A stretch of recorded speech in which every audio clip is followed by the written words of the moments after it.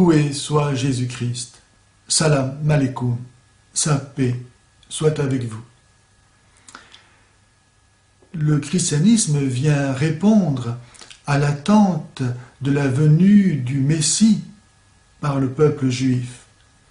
Mais l'islam ne vient pas répondre à l'attente de la part du peuple chrétien d'un nouvel envoyé de Dieu. Et pour s'imposer, l'islam pense devoir faire table rase de ce qui l'a précédé, niant la révélation judéo-chrétienne. Et pour cela, affirmant que les Écritures saintes de leur tradition ont été falsifiées.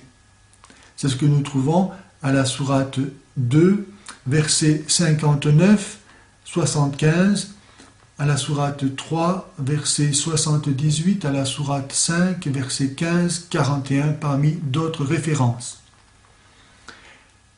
Donc, les écritures juives et chrétiennes auraient été falsifiées.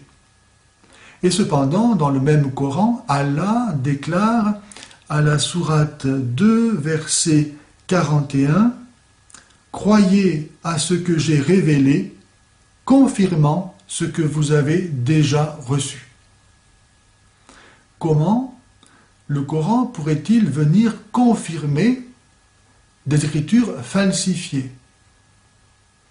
Bien plus, Allah dans le Coran demande à Mohammed et donc à tout musulman de s'enquérir auprès des chrétiens et des juifs de la vérité de la révélation donnée par Dieu aux hommes.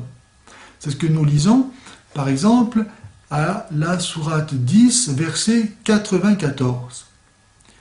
Allah dit à Mohammed, « Si tu es dans le doute sur ce qui t'a été envoyé d'en haut, interroge ceux qui lisent les Écritures envoyées avant toi. » Comment Allah peut-il demander à Mohammed d'interroger les chrétiens sur ce qui a été révélé avant lui si les Écritures dont il dispose sont falsifiées?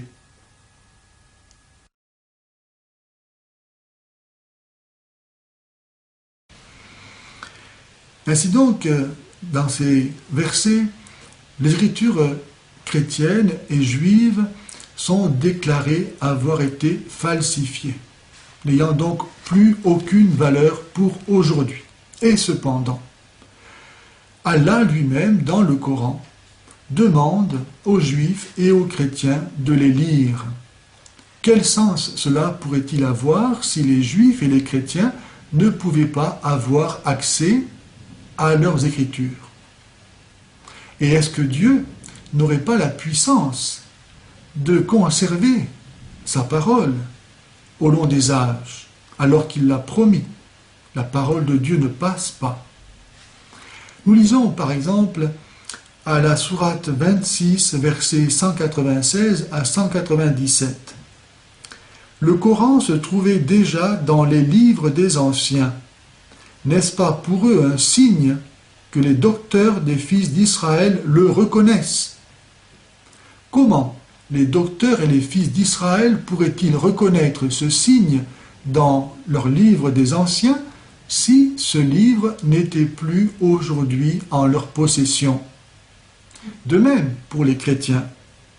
À la sourate 5, verset 47.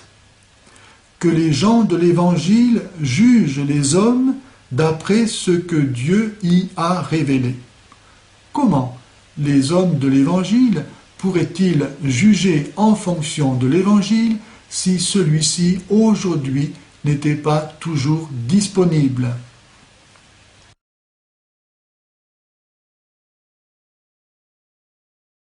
Ceux qui prétendent que les Écritures juives et chrétiennes ont été falsifiées doivent présenter l'original pour apporter la preuve de la vérité de ce qu'ils affirment.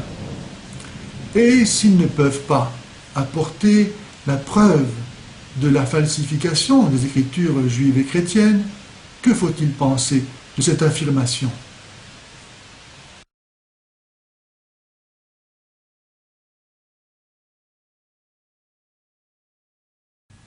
comment comprendre que des hommes et des femmes dans l'ancienne alliance comme dans la nouvelle, qui ont été capables d'aller jusqu'au martyre pour rester fidèles à leur foi, comment comprendre qu'ils ne s'en seraient pas aperçus?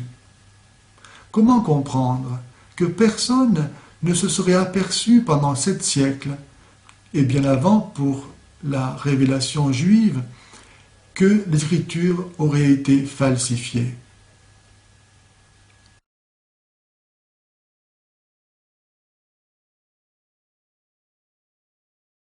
Nous trouvons dans les Écritures juives et chrétiennes des versets comme ceci. Le premier est tiré du livre du Deutéronome au chapitre 4 et au verset 2. Vous n'ajouterez rien aux paroles des commandements que je vous donne, et vous n'y enlèverez rien, afin de garder les commandements du Seigneur votre Dieu que je vous donne. Dans le livre de l'Apocalypse, au chapitre 22 et au verset 19, nous trouvons « Je déclare, moi, Jésus, à quiconque écoute les paroles prophétiques de ce livre, qui oserait y faire des surcharges, Dieu le chargera de tous les fléaux décrits dans ce livre. Et qui oserait retrancher aux paroles de ce livre prophétique, Dieu retranchera son lot de l'arbre de vie et de la cité sainte décrits dans ce livre. Cela étant, quel chrétien aurait eu intérêt à falsifier les Écritures saintes dont il était le dépositaire?